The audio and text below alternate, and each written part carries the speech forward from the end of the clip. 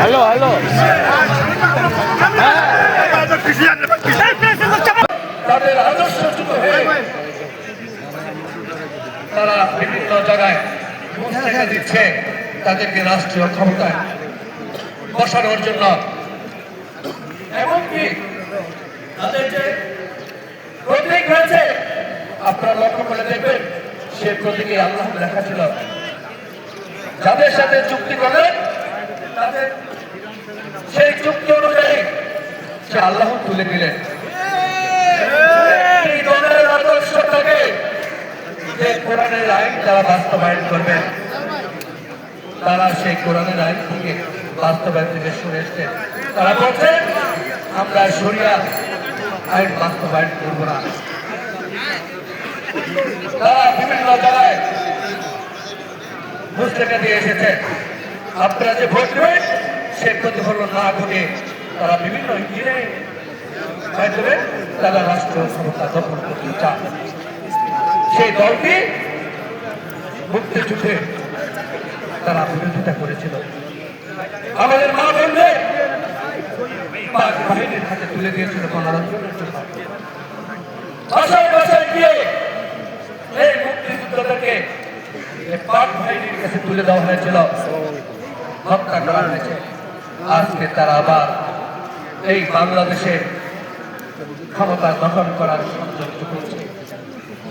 তারা নির্বাচনে হুমকি দিচ্ছে, নির্বাচন করতে দেওয়া হবে না। আপনি ইতিমধ্যে দেখেছেন ধর্মীয় ব্যাখ্যা দিচ্ছে, তাদেরকে ভোট না দিলে নাকি জান্নাতে যাওয়া যাবে না।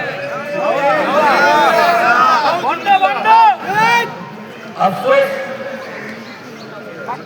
যে দীর্ঘ এই 17 বছর বাংলাদেশের উপরে মানুষের উপরে কি জুলুম হয়েছে, আবার সেই আমরা একটি ষড়যন্ত্র করে যাচ্ছি।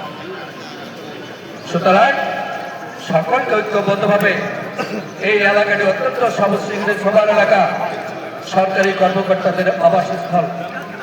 আপনারা দেশ পরিচালিত করেন, আপনাদের মাধ্যমে আগামী 12 ফেব্রুয়ারি বাংলাদেশের প্রতিনিধিত্ব নির্বাচিত হবে। সুতরাং আপনাদের অত্যন্ত গুরুত্বপূর্ণ ভূমিকা রয়েছে।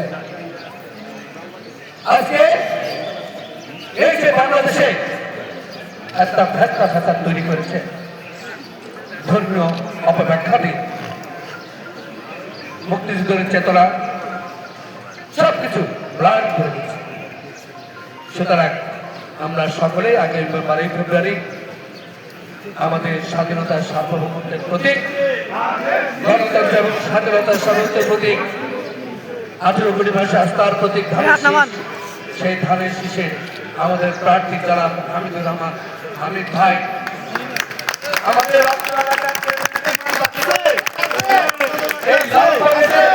নানাবিধ সমস্যা রয়েছে, অনেকগুলো সমস্যা রয়েছে।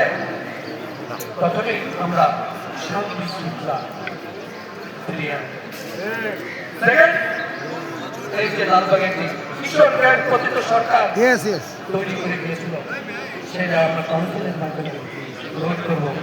ভারতের একটি প্রবণতা রয়েছে, আমরা সেগুলো কাউন্সিলিং করে এটা পরিচালিত করবো। এবং অত্র এলাকায় মেডিকেল বলেন, শিক্ষা বলেন, গ্যাস বলেন, বিদ্যুৎ বলেন, সকল কিছু আমরা একে একে এই 17 বছর কোনো কাজ হয়, অনেক কাজ রয়েছে। সুতরাং ইনশাআল্লাহ আপনারা যদি আমাদের ধানের শীষের প্রতীক জনাব হামিদুর রহমান হামিদকে অত্যন্ত ভদ্র ব্যবসায়ী প্রতিষ্ঠিত আমরা যদি তাকে নির্বাচিত করি, অবশ্যই ইনশাআল্লাহ আমাদের এই প্রতিনিধির মাধ্যমে আমরা সকল কিছু সমস্যার সমাধান করব। সকলকে ধন্যবাদ জানাচ্ছি। এখন আমাদের মাঝে আমাদের বক্তব্য রাখবেন স্বাধীনতা, সার্বভৌমত্ব, গণতন্ত্র, সামাজিক ন্যায় বিচার প্রতিষ্ঠার প্রতীক,